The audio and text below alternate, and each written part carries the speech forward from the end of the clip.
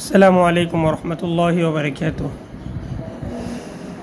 সম্মানিত ভিউয়ার্স, ইনশাআল্লাহ আজকে থেকে আমার এই পেজ থেকে আরবির ছোট ছোট বিষয় নিয়ে বা আরবি ভাষাকে কীভাবে আমরা সহজে শিখতে পারি সে বিষয়ে আলোচনা করা হবে।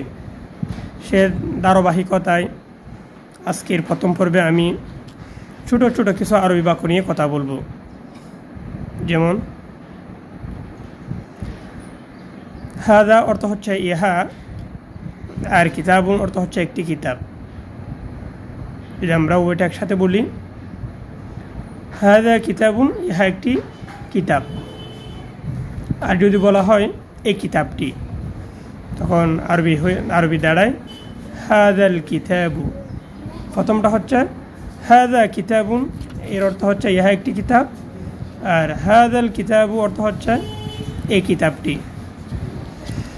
আর যদি বলি কিতাবটি আমার, সে আরবি কি? কিতাবটি আমার, এটা আরবি হবে আল কিতাবু লি।